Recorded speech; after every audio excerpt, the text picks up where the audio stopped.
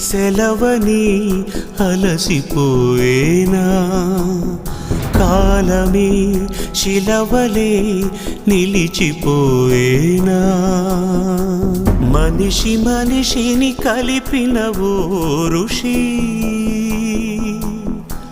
భువిని చరితని నిలిపెను నీ కృషి మహాశయా విధి పగై తరిమెనా మహోష్ణమై రుధిరమే మరిగెనా ఆగిపోయేనా త్యాగం కదా